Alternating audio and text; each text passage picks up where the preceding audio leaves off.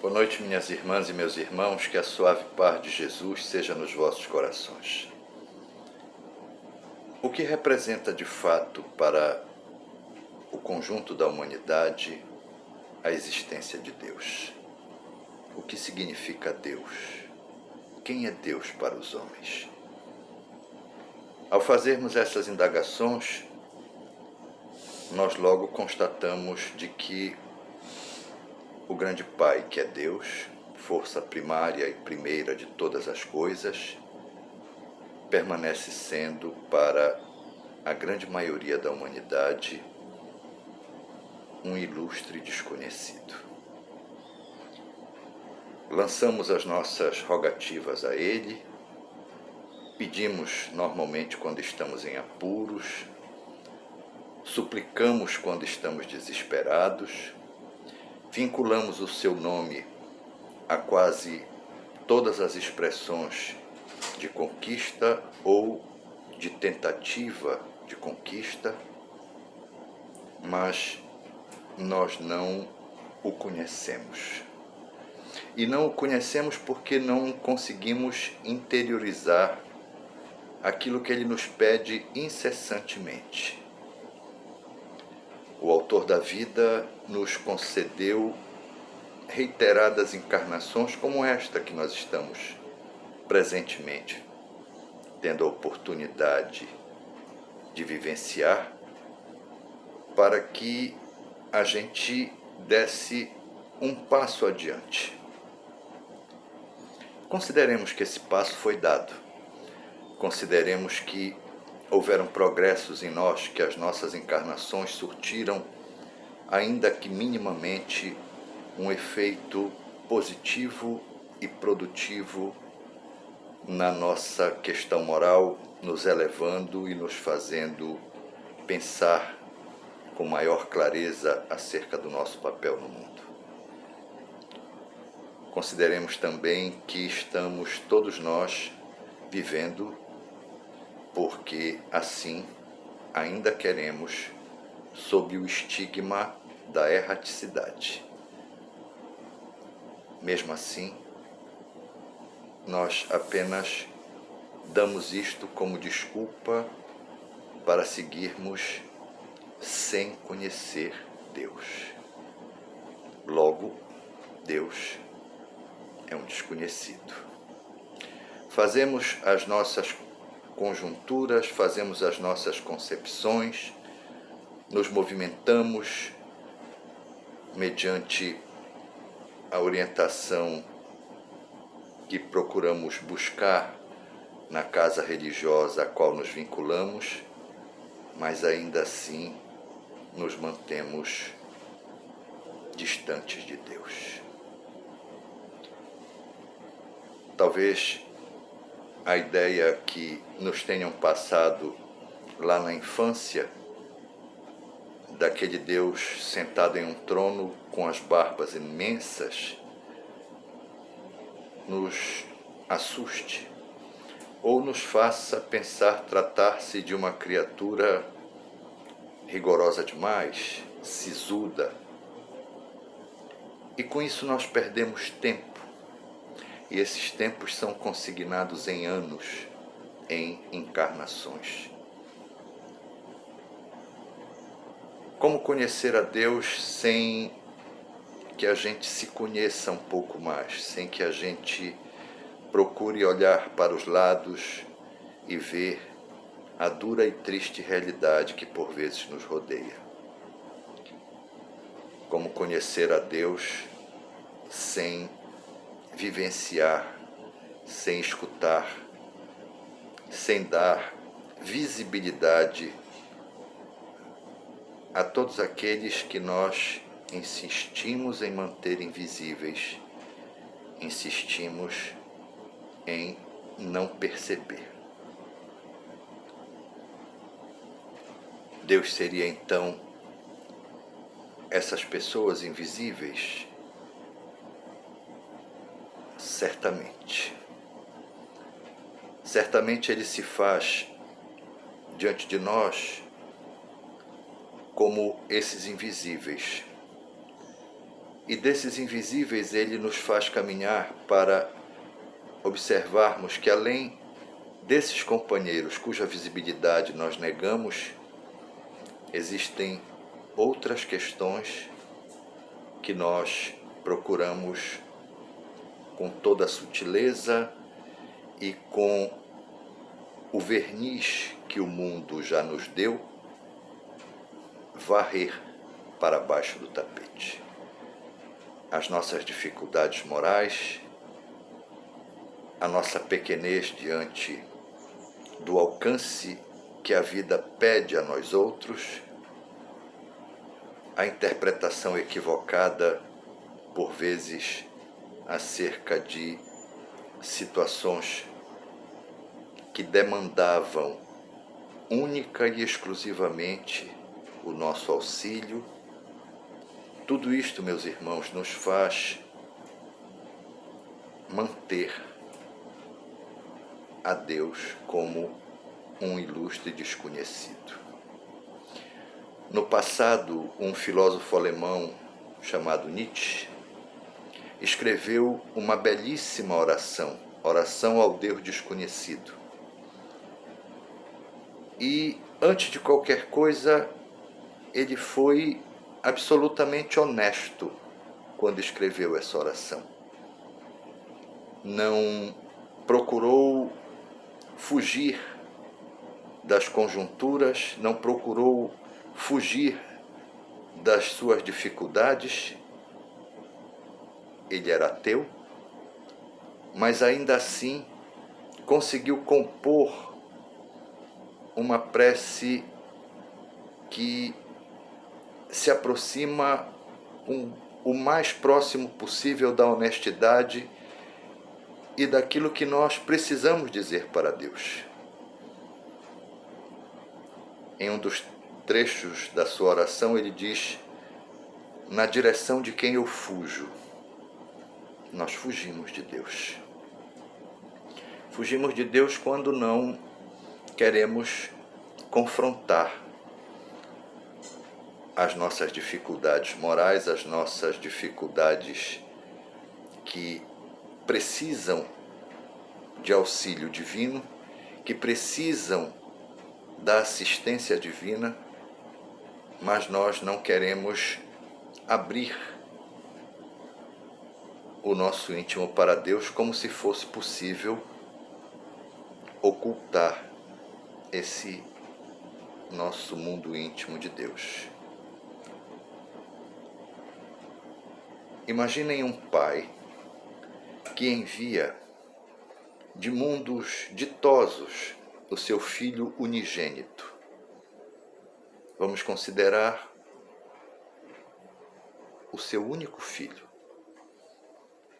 na direção de um planeta tomado por situações atrozes, pela mediocridade da ganância, e esse seu filho chega até nós, incorpora a vida física na figura do filho de um carpinteiro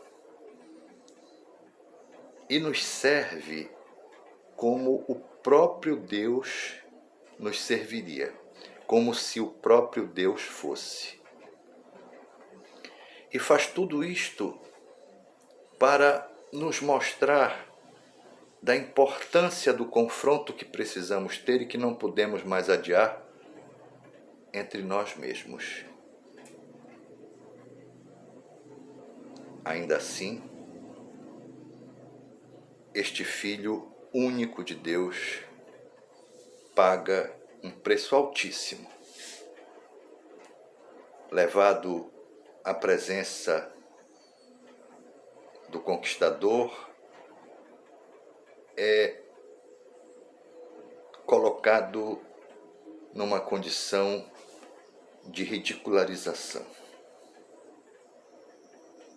Será que nós, com o nosso único filho, teríamos essa mesma bondade de Deus, entendendo e sacrificando o nosso único filho em prol de uma coletividade gigantesca, mas ainda chafurdada em dificuldades morais tão sérias? Poderiam responder, mas Deus é Deus, Ele tudo compreende. Verdade, Deus é Deus e Ele tudo compreende. Mas por que Ele então segue nos amando?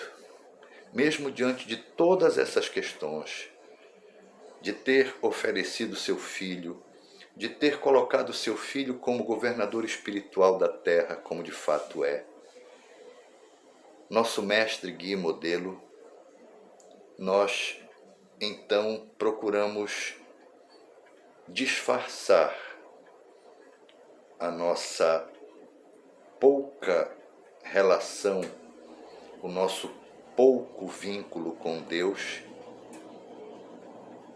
trazendo a nossa atenção para Jesus. Não está errado o que fazemos, mas nós não podemos e não devemos jamais desconsiderar a figura do grande Pai, do Pai que sacrificou seu Filho único em nosso favor e que o mantém sob o seu amor maior a nos servir. Se o Filho único segue nos servindo, qual é a origem do amor do Filho único? É Deus. Então, Deus segue nos servindo. E nós vamos servir a Deus quando? Quando a gente fizer a oração da manhã, a oração da noite, não será suficiente. É preciso mais. É preciso ter um pouco mais de coragem para ir além das preces. É preciso comunicar no olhar que você tenha, no gesto que você faça, no sorriso que você ofereça, a existência de Deus. É preciso transformar os seus atos e espargir de dentro de você, na direção dos seus companheiros de jornada, a verdade, a existência e, sobretudo, a presença de Deus. Dessa forma é que a gente, então, deixa de considerar a Deus um ilustre desconhecido e passa, de fato, a amá-lo, por entendê-lo e abrigá-lo, por dar a Ele a visibilidade que Ele pede nas ruas, na porta da nossa casa. O filho difícil, que por vezes muitos de nós possuímos, e que vive a nos questionar, fala por Deus também. Quando nos questiona, é porque gostaria de receber de nós não apenas o entendimento que o favorecesse, mas o entendimento que nos favorecesse. Deus é a somatória de tudo isto. Mas é simples como o amor de seu Filho, que é o amor que Ele envia para nós. É simples como as verdades morais que seu Filho, há 2021 anos, luta para que a gente coloque no nosso cotidiano. E a gente tem lutado, mas ainda tem sido pouco. Assim, meus irmãos, é preciso mais fazer. É preciso mais compreender. No silêncio de nós mesmos é possível escutar a voz de Deus. No silêncio de nós mesmos é possível escutar a voz dos invisíveis, que que são necessitados de toda maneira, mas que ainda assim, muitas vezes, nos emprestam do mais recôndito de si um sorriso que ninguém havia nos dado ainda.